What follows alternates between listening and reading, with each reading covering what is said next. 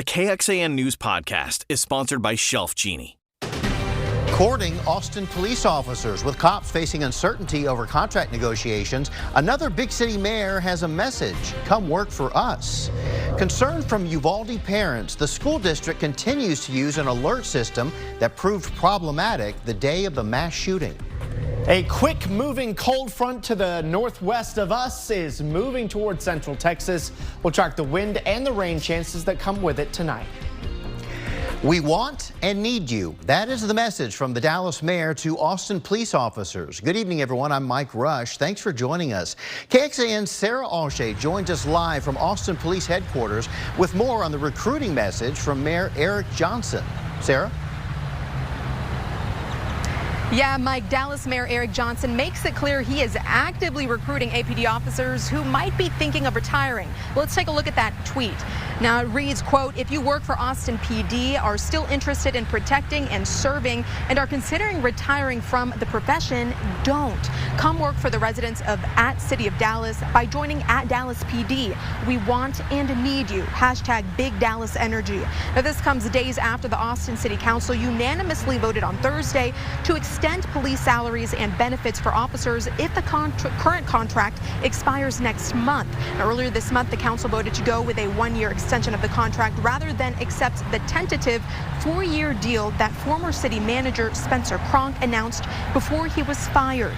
Police union leaders have said they would rather work with no contract than support a year-long deal. And the president of the Austin Police Retired Officers Association says he knows of 35 officers that have filed retirement papers as a result of contract negotiations, but he thinks that's just the beginning. I think it's going to settle somewhere between 100 and 150. It's the officers with less than 10 years down here who are simply going to leave because there are other opportunities from other cities who value the training these guys get and how good a cops they really are. APD Chief Joseph Chacon said morale is not good and that the 4-year contract was how he would recruit and retain officers. But on the other hand, Austin Mayor Kirk Watson says extending salaries and benefits until a contract can be worked out sends a message to officers that the city cares about them and wants to reach an agreement. And I reached out to Mayor Watson and the Austin Police Association for comment today, but have not heard back yet. Back to you in the studio. All right, Sarah, thank you.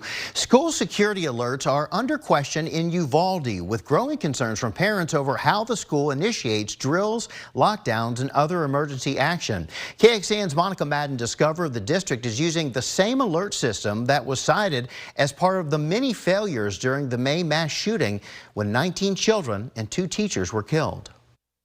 Why are they using it? Uvalde parent Adam Martinez is outraged after learning the district hasn't changed a system that state lawmakers cited as a failure. Why that hasn't been fixed, I don't understand. I think it's just they're not focusing on the issue.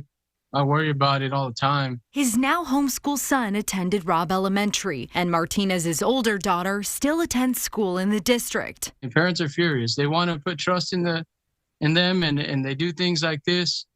And then we're just back in the same position. UCISD's alert system, Raptor, is a phone app for teachers to use in the event of lockdowns, evacuations, and other emergencies. The House committee that investigated the shooting named it as a key reason Robb Elementary didn't lock down fast enough. According to the report, district employees didn't always reliably receive the Raptor alerts due to poor Wi-Fi or teachers not using their phones in class. The report also notes the system does not differentiate its signals between bailouts and other kind of alerts, such as an active shooter situation. The district frequently saw bailout alerts. That's when migrants run away from Border Patrol. We offered an interview to the district and did not get a response, but Interim Superintendent Gary Patterson did confirm UCISD still is using Raptor. He said over email there are financial barriers to getting a new system, but, quote, as of now, we are looking at additional training as well as additional security steps in the operating system.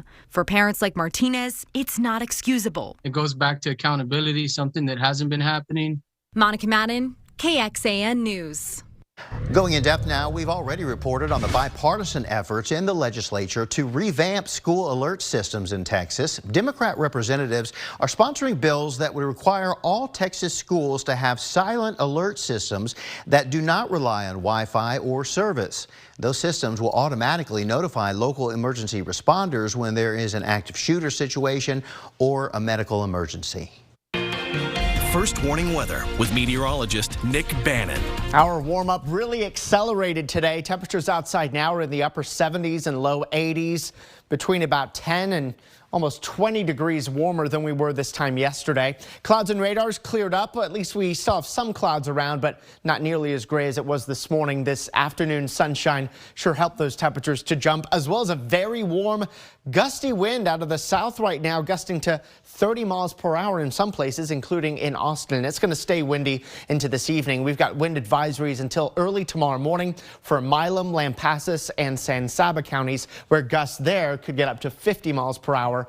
But it will be windy for all of us here tonight. Here's what we expect for your evening. Temperatures slowly dropping out of the 70s into the 60s. Just a 20% rain or storm chance here at 11. We'll be tracking tonight's wind and rain thanks to an overnight cold front. We'll update you on the timing of that, as well as rain chances where you are. We'll be turning even warmer, and then we'll show you some late week severe weather risk. A group of Round Rock ISD students put their engineering skills to the test today, designing a futuristic version of Austin that runs completely on green energy. Cedar Valley Middle School's Future City Club designed that project, constructing it out of 100% recyclable materials. Future City is a STEM program that promotes engineering and sustainability skills for middle school students. The project captured attention across the state, taking third place in a recent Future City competition in Texas. Students say they hope that their project inspires others to think about how to better conserve energy and protect the environment. I feel like people could be more aware by just learning small things, like maybe picking up trash or recycling, or just taking the time to learn about climate change. More than 45,000 students from around the world participate in Future City projects each year. Central Texans are still recovering from this month's ice storm, with millions of trees damaged in Austin. But what about the city's animals? Texas-founded Zoological Disaster Response Rescue and Recovery came to the aid of the Austin Zoo following the storm. The group brought chainsaws to tackle tree debris and help restore electricity. The response team was founded as a Texas initiative in 2019 following Hurricane Harvey. Today, the group provides those same relief efforts to 130 zoos across the country. When it comes to the matter of disaster and caring for our animals, folks really bottom line on the fact that we need to come together. And it has been so inspiring and remarkable to be able to help bring that about. To learn more about the program and its Texas Zoo partners, head to KXAN.com and click on this story. Still to come, why people on both sides of the issue of abortion access nationwide are paying close attention to a judge in Amarillo. And a new look to welcome you to UT's Blanton Art Museum. We'll preview the improvements and when you can expect to see them for yourself. Abortion rights activists are waiting on what could be the most consequential ruling on abortion access since Roe v. Wade was overturned. A Texas judge could decide to pull a popular abortion pill off the market nationwide. Ali Vitale reports. A new fault line in the battle over abortion access. This one centered on the so-called abortion pill. Both sides bracing for a Texas judge's decision that could restrict access to one of two drugs used to induce medicated abortion. Mifepristone is one part of a two-step regimen, long approved by the Food and Drug Administration, and currently the most prevalently used form of abortion care in the United States, with overwhelming evidence that it's safe and effective. Most Americans could look in their medicine cabinet where they will find medication prescribed by a doctor that they use on a daily basis. Mifepristone is no exception to that process. The federal judge in Texas, appointed by former President Donald Trump, could render his ruling any day now, setting off a national chain reaction long anticipated by abortion rights advocates and the White House. In some states, particularly rural ones with limited clinics that present a travel barrier to care, limitations on the pill could be keenly felt. In states like South Dakota, where we met Nurse Misty last year, limits on the pill were already the next battle. Because it's not access at all. claiming that those medications aren't safe just is so false. Here on the steps of the Austin Federal Courthouse, the national divide encapsulated. I think that this, as much as it's a small scene, is a very telling one. Like, this is what it looks like, right? This is the national debate playing out right now. It is the national debate, but at the same time, the majority of Americans, the vast majority of them, are pro-choice and pro-abortion. I believe chemical abortion pills are the next battle that anti-abortion people have to be fighting. That was Ali Vitale reporting. Going in depth, just Friday, according to the Texas Tribune, a federal judge ruled that Texas Attorney General Ken Paxton cannot criminally charge those who pay for someone's out-of-state abortion. The judge also found that pre-Roe laws criminalizing the act of helping someone get an abortion may not be valid. Hey, as expected, temperatures got into the 80s today. Officially at Camp Mabry, our high of 81. Here's some great news for you. If you like the sun coming up a little bit earlier, tomorrow's sunrise, 6:59. That is the first sunrise before 7 a.m. since November 19th of last year, as our days continue to get longer. We'll show you how much sunshine we've got ahead, how much warmth, plus we'll track a windy night in First Warning Weather. This KXAN News podcast is brought to you by Shelf Genie. I'm Rosie Newberry from KXAN Studio 512. Considering replacing your kitchen cabinets? Struggling to find or reach things? Go to shelfgenie.com/Austin. Shelf Genie designs custom pull-out shelves for your existing cabinets, adding convenience and value to the most used room in your home. Shelf Genie custom pull-out shelves, everything in reach. The Blanton Museum of Art at UT Austin has released pictures of its reimagined grounds ahead of its official reopening in May. The new grounds will feature a canopy of 3-story tall petal-like shade structures. You'll also see vaulted entryways to the museum's main building and pathways with plants native to Central Texas. The museum will celebrate the renovated space May the 13th. If you want to learn more about the new grounds, head to KXAN.com and click on this story. Nick? First Warning Weather with meteorologist Nick Bannon. Thanks, Mike. Let's take you out to Granite Shoals. Whittlesey Landscape Supplies camera there, where we're at 80 degrees. Still nice and warm. A good amount of late day sunshine helped us to get there. There's still some scattered clouds, though, and I expect a mostly clear to partly cloudy sky for the next few hours. Watch what's happening northwest of us. Is actually a pretty potent and very fast-moving cold front associated with this area of low pressure that's got a pretty significant severe weather risk associated with it. We're way too far south to have much of a risk down here in central Texas, but there's a possibility we get a little bit of rain, and certainly it will stay windy here through the night. On clouds and radar, let's track that rain chance for you as we stay partly cloudy here for the next few hours and dry. After about 10 o'clock, we start to see a broken line of some showers and perhaps an isolated thunderstorm arriving in San Saba and Mason counties into Lampasas and Llano counties here through about 11. And the line starts to fall apart as we get closer to midnight. Some of our computer models do keep a few showers into the metro and our eastern counties. This particular one dries out the rain before it even gets to the metro. So we're only going to keep around a 30% rain chance here in the middle of the night, largely focused in the hill country. By the time you're up tomorrow morning, the rain is long gone, and even the clouds are already clearing in a hurry. We expect tomorrow is going to be a sunny yet breezy day and a warm day, but no shortage of sunshine here tomorrow. Some low clouds and areas of fog come in for your early Tuesday morning, and then that leaves us and gives way to another warm and mostly bright day. Look at the significant wind gusts coming with that cold front, gusting to 74 miles per hour now in Amarillo. They're also not just concerned about the wind, but blowing dust with this strong cold front too. And I already mentioned the severe weather. We're going to get some wind too, but nothing like what they're getting well north and northwest of us. Wind gust forecast at 8 o'clock tonight, say gusting between about 20 to as much as 35 miles per hour out of the south. And then as the cold front comes through, the winds start to come out of the west and then northwest into tomorrow morning. But they do start to back off, say, as we approach sunrise. So tomorrow will be breezy, but tonight will be windy. So the wind may actually wake you up in the middle of the night here tonight. 4:30 tomorrow afternoon, the winds have really backed off by then, and it's not going to be too windy from then on out. So tonight, a low of 58 will increase the clouds late in the evening. Just a 30% chance of rain, but it is going to be windy with those winds 15 to 25 miles per hour, but gusting over 30 or 35 miles per hour. Just a few leftover clouds at 8 tomorrow morning, 60 degrees. 74 sunny at noon, and we head for 81 again here tomorrow afternoon, and the warmth keeps coming. 87 Tuesday, 86 Wednesday and Thursday ahead of our next cold front. That next cold front does bring us another chance of some wet weather. We're also going to notice the humidity bubbling up a little bit toward the middle of the week before that next cold front squashes it down. Speaking of that next front, it does bring us the chance for some showers and storms, especially east of I-35 on Thursday before that all clears out. There is an early heads up about a severe weather potential east of 35 on Thursday. We'll keep you updated on that as we get closer to it during the week.